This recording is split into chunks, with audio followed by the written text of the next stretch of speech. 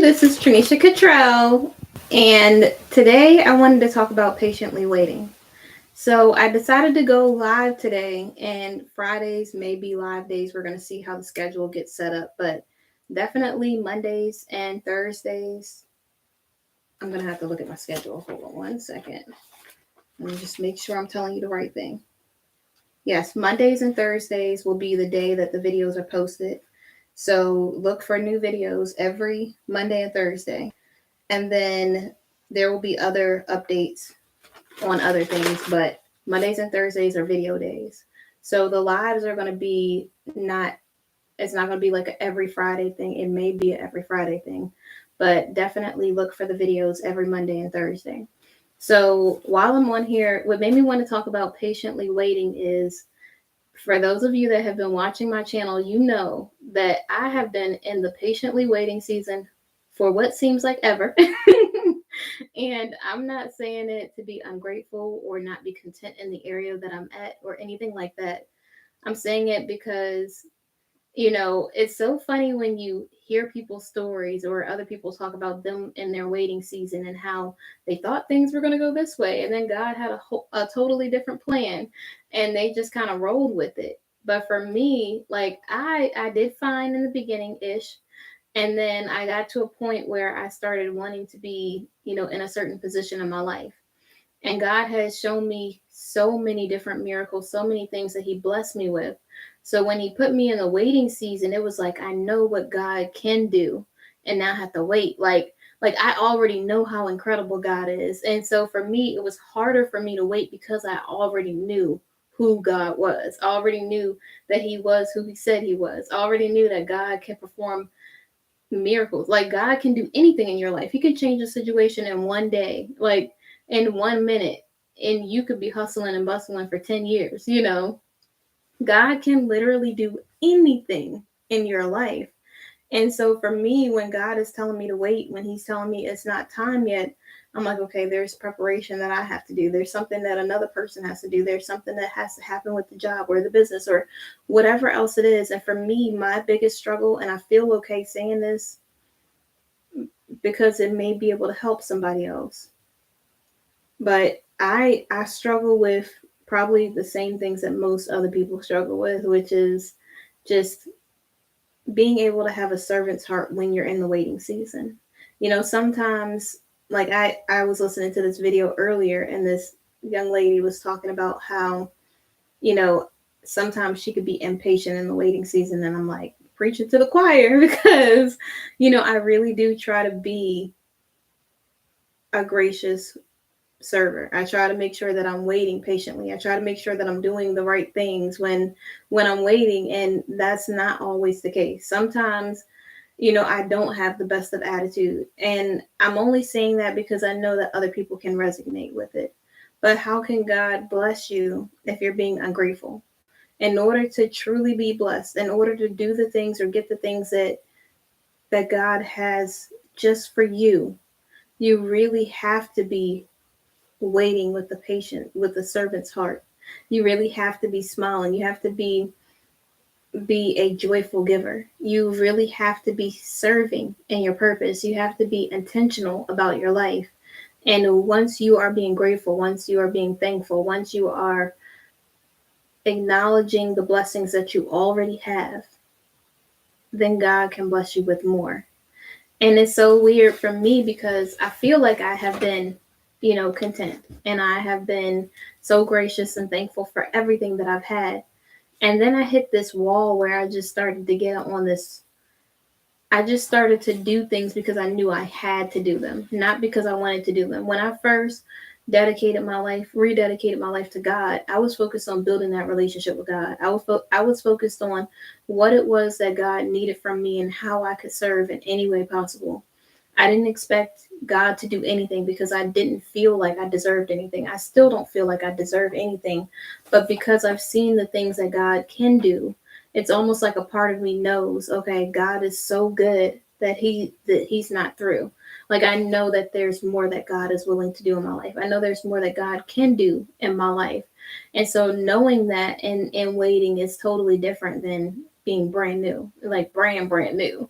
And so while I'm sitting here waiting on the things that I've prayed for that God has promised me, the thing that the young lady said in her thing was that, when you know that God promised you something, it's even harder waiting sometimes, because you sometimes can become so focused on that thing instead of being focused on God. That thing could become your idol. That thing could be the thing that you think is going to bless you. But God is the one who provides blessings. He can provide it through a person, but it's all coming from God. And so she was saying sometimes it can be so easy to end up idolizing a person, to end up thinking that they're the person who is going to bless you. Like, I hear a lot of women say, when I get in a relationship, then I'm going to have everything that I want. But then what? This relationship is not God. It's not going to fill the empty hole in your soul. It's not going to be able to feed those parts of you that have come from or stemmed from childhood trauma. It's not going to be the thing that heals you. Only God can change a person. And it's God's love and his grace and his mercy and it's God's power that allows us to become better, that heals those broken pieces of us. It allows him to go in and break off the things that need to be broken off of us so that he can heal us the proper way. And sometimes we really feel like, or we put so much. Sorry, you probably can barely hear me because I forgot to put the mic on, but listen, we just gonna roll with it. And so what will happen is we will put so much on a person as if they're God. We will say, well, he didn't do this or he didn't do that. And the guy can only be a human being. That's all he can do. He can only do his best. He is not God. He's going to make mistakes. You're going to make mistakes. No one is perfect but God. And sometimes we fail to realize that God is the only one who can do that. God is the only one who can change that part of us. God is the only one who goes in from the inside out to heal us. He's the only one that meets us where we are to go in and change us for the better. That's not something that we do on our own. That's not something that some magical, like like a once upon a time or something, like you meet a guy and you just everything is fixed. The end. No, you have to do the real work. I had to really do real work to heal. And I'm not saying I'm like super like perfect and I don't have any other broken pieces and all of a sudden I'm fixed and I never have to work on anything ever again. No, I'm going to constantly be growing and evolving and working on myself because I want to become a better person, because I know that I'm never going to be perfect. I'm always going to be a work in progress. I'm always going to be God's work in progress. I'm going to be allowing God to just do whatever it is he has to do on the inside of me so that I can be everything that he created me to be. And so while I'm in this season, I'm really, just to be honest and transparent, I at the beginning did not want to be in a relationship. When I got out of the long-term relationship, I was just like, God, I'm so good by myself. I just want to be by myself. God, can I just stay here because I'm so comfortable? And it was so cozy being in God's presence and just only having to focus on God and not really being like, I was about action. God would say do something and I would do it and I would be obedient, but it was like little small things at the beginning. And it would be like, go this place and I'd be like, okay, but as time went on, it was like levels to it. Like, oh, I need you to help this person who doesn't deserve to be helped. But I mean, I can't say who doesn't deserve help, but someone who you wouldn't think that God would want to help, but he helps everyone because we're all his children. And so it became like okay, regardless of what you think, you need to help this person because God wants you to help this person, And so I just really, honestly, after I got to the point where I was like, okay, I want to be in a relationship now. Like I feel okay, I feel good with the idea of being with my kingdom spouse, especially the way that God laid it out for me. I feel good, dying to myself every day. I feel good about the idea of, respecting someone else. I feel good about the idea of making someone else feel safe and seen because that's what I would want. I would want whoever is with me, I would want them to make me feel safe and seen. I would want to feel like I was, protected. And when I say protected, some people are going to take that the wrong way. But I would want to feel like that person is who they say they are and are about the actions that they speak in the best of ways with the best of intentions. And I would want to feel seen, not invisible to the person that I'm with, just like I would want them to feel seen. I wouldn't want them to feel like, they have to be something that they're not. I would want them to be true to themselves. I'd also want them to be able to talk to me about things that's bothering them. Like, no, I'm not a therapist or anything like that. Like, I don't want to be their therapist, but I do want to be a confidant. I do want to be someone that they can go to, that they can talk to, that they could feel comfortable around, that they could feel comfortable divulging certain information to, that they feel comfortable being around. I want it to be a flow. I don't want it to feel like we have to be there. I want it to feel like we are meant to be there. And I don't know if that makes any sense to anybody else, but like once I got in the idea in my head of being in a kingdom relationship and that I was okay with it, I started to feel like, okay, I'm so okay with it, and I know God keeps his promises so much that now I feel like I'm idolizing the idea of being in a kingdom relationship. And the trick is, or the goal of this is to make sure that even though God promises you something, you don't idolize that over God. So, yes, God wants you to want this thing. Yes, God wants you to have this thing in your life. But God can choose to say, okay, well, if you're going to idolize it, why would He give you something that you would idolize over Him? He's a jealous God. So you have to make sure that you really, truly are doing things with the best of intentions, that you're keeping your eye focused on God, that you're really acknowledging the fact that the blessing is coming from God. It's not coming from your kingdom spouse. It's not coming from that job that's paying you more money, because that money is nothing to God. God can give you all the money in the world, if you're not going to idolize it. It's just up to you to differentiate. It's up to you to discern what is the most important thing, and that's God. And everything else flows after. And so the lady in the video, she had a few key points, and one of them I already hit on. But the first one is, she said that whenever you are in a waiting season, whenever, you need to keep hope alive, she said to read your Bible. Sometimes we don't know what to say to God. We don't know what to do. We don't know what's going on in our lives. And if you just read the Bible, sometimes it'll give you something that inspires you. It'll be like God's text message to you. It'll be like God's message that He's writing just for you, so that you can have the hope that you need to keep going on. One of the scriptures that I always run to in my waiting season is, God's plans are to prosper you and never to harm you. Because sometimes you can feel like it's a personal attack. And I know people don't want to hear that. They want to say, oh no, I'd never think of God that way. But listen, sometimes I'll be in my feelings with God. Sometimes I'll be mad. Sometimes I'll be like, God, you brought me this far out of this relationship. You got me doing all these things. I'm doing the right thing. I'm joyful. I'm happy. I'm, smiling every time I go somewhere. I'm grateful for all the things that I have. I'm working on myself. I just list out all these things that I'm doing, and not that I deserve the things that God is willing to give me, but because I know how good God is, because I know that when He says He's going to do something, He does it. It makes me feel like, okay, I know God is going to give me this. But then while you're waiting, it's like, am I doing something wrong? Did I miss something?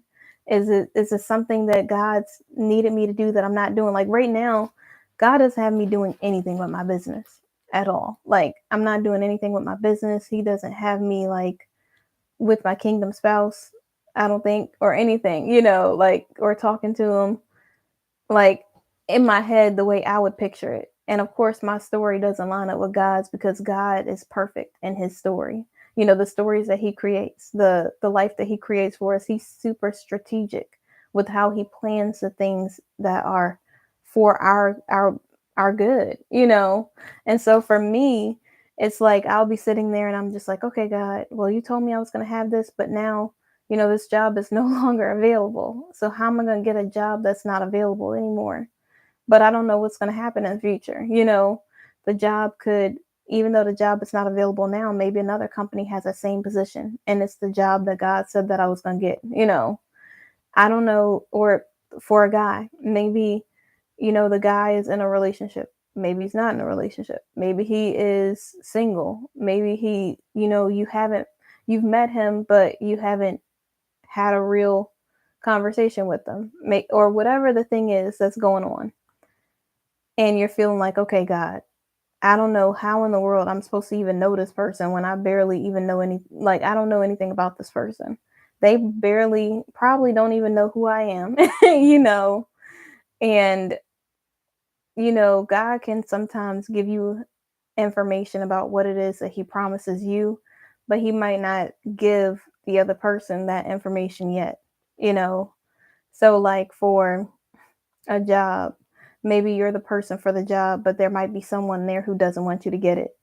And so God could say to you, you're going to get this position. This position is all yours. This position was made especially for you. And you'll have that one person that doesn't want you to be there. But God will change their heart in one day and they'll open the doors for you. But you were thinking, oh, there's no way I could get it. They don't even know who I am. And when it comes to a relationship, it could be the same thing. It could be everything looks like there's no way it's going to happen.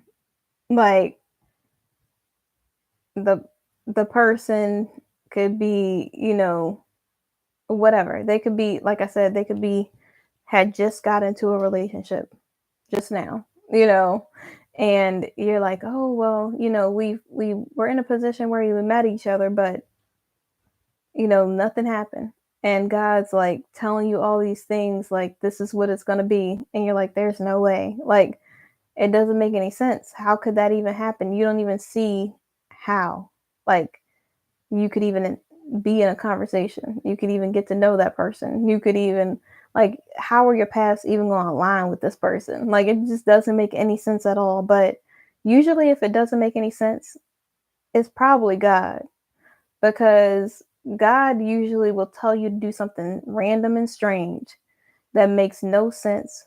But when you get to the destination, it made perfect sense. His plan is so strategic, it never makes sense to me. But when I get to where it is that I'm going, it's like, oh, now I see why God had me do this. Like writing my book. I always give this example.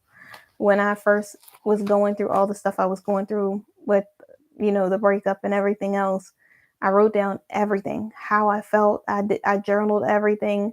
I wrote down different courses that I was taking, different things that I did to like heal, and all of these things that I thought was helpful to me, books that I read that really helped me heal, and the time that I spent with God, different biblical things or sermons that I was listening to that really helped me feel better about where I was and where I was going. And God just had me write and write and write. And I'm like, okay, God, I'm writing. I don't know why I'm writing. And most people could say, well, I knew it was going to be a book, because why else would you be writing? Listen, I had no idea what God was going to do. I just was being obedient. And then God said, write the book. And I was like, what book? Like, like God, that doesn't even make any sense. Why are you even asking me to write? It doesn't make any sense to me. I don't understand. You had me write all this stuff, but I didn't even think about the things that I had wrote. I just was like, that makes no sense.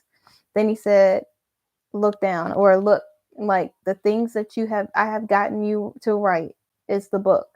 And I was like, oh my gosh, like I had a whole notebook full of pages that I had written, and it turned into this book. But I only did it because God told me to. Like he told me to write, but I didn't know I was going to write a book. But looking back at it, it's like, oh, obviously God was telling me to write this and write down the things that I was going through and things that helped me and the things that stood out to me, because he wanted it to become a book. He knew that the book was the end goal the whole time, even though it made absolutely no sense to me, even though I couldn't see how that was going to happen, how he would even use me for something like that, or use my testimony to help so many other women. I had so many women come up to me after this book was written, after the book signing and things like that. And they were just like, and I didn't think anything was going to happen with this book. I was like, okay, God, I'm going to write this book. I'm going to be obedient. Okay. And then God was like, you know, this book is, it's important. And I was immediately like New York Times bestseller. And then God was like, slow your roll. But yeah, I was really just like in my head, like this is gonna be New York Times bestseller because Jesus told me to write this. Because it came from God, right?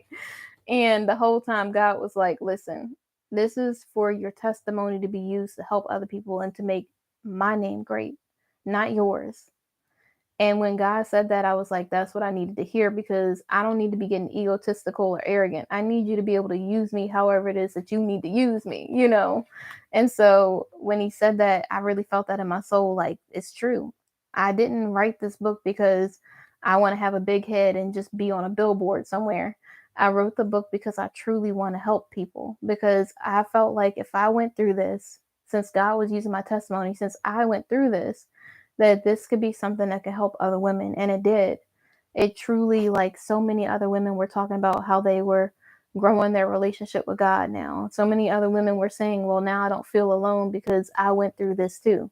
So many other women were saying, people were judging me or make me feel badly because I was in this relationship for so long. And, it's good to feel like I'm not alone. And now I feel like I have enough courage to move on in my life. Like, this is exactly what I needed, so that I didn't feel like I was being judged. So I didn't feel, crappy about myself. I really felt like I could do this. Like, if you could do this, I could do this too. And it really brought a smile to my face, and it really warmed my soul. But like I was saying, I had no idea that that was God's plan. I just was writing. I thought everybody was going to eat the cake. I really had no idea that God was going to utilize my struggle, my pain, my hurt, and the broken pieces of me to be able to relate to other women and men who felt like they weren't good enough, or felt like, they just wasted so much time in their life, or felt like they really knew it all, but really they just needed God. Like, that's what I found out through my heartbreak, that no man was ever going to become God, that everything that I needed was always there. Like, God was always there the whole time for me. And I was just searching for it in so many other places, thinking that something else could fulfill a God sized hole in my soul, and only God could fill that.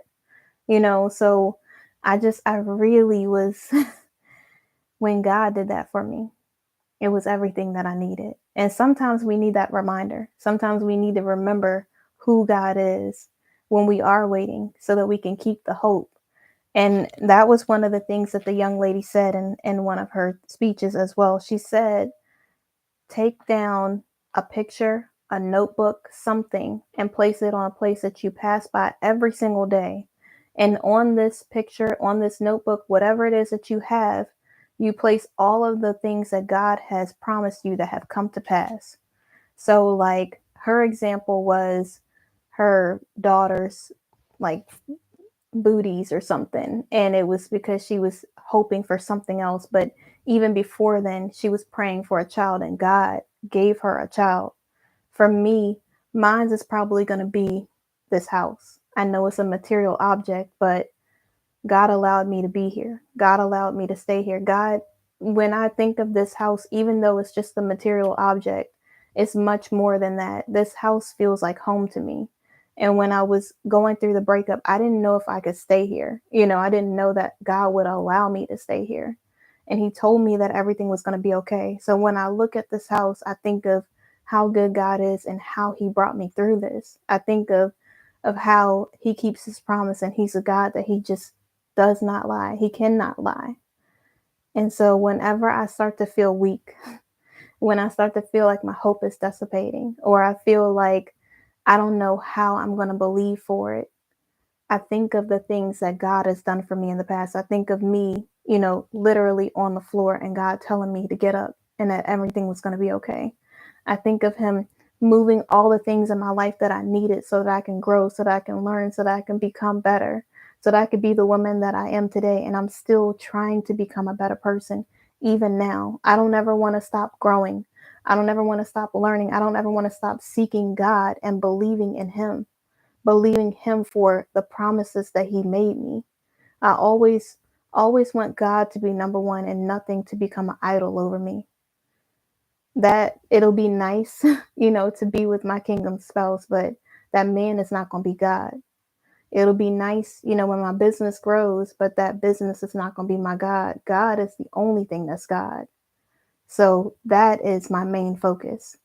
So I'm going to get ready to wrap up. But in conclusion, when it comes to waiting on God, patiently wait. Wait with a servant's heart.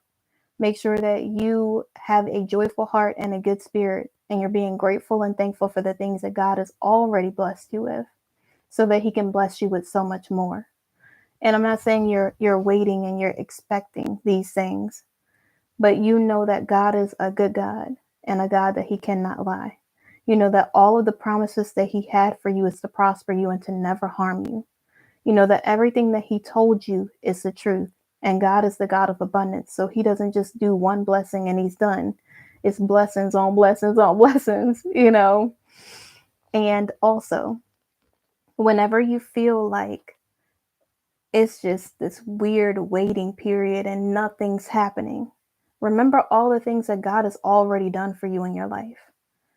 And you have to come up with what your thing is that God promised you that has come to pass.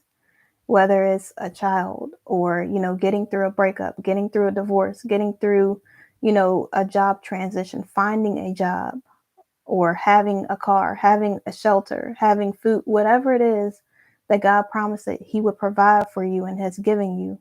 Take a picture, put it somewhere that you see it every day, or write it down, draw a picture of it and keep it somewhere that you see every day, so you can be reminded of the promises that have come to pass that God has given you, so that you don't ever feel like God isn't who He said He is. Sometimes when you're waiting, it's really hard to stay hopeful because you don't see anything. You don't see it anywhere. You don't see it even in the near future. Like some of the things that God has promised me, it doesn't even look like it's possible right now. But I know who God is. And regardless of how it looks, God is the type of God that can make the impossible possible. God is the God that He cannot lie. God is my bridge over troubled water. If God is for me, He's more than the whole world against me. There's nothing that my God can't do. So knowing that gives me faith and it gives me hope. And knowing that God is always going to keep His promise. And I hope that that gives you the hope that you need as well, to always believe and seek God first above everything else.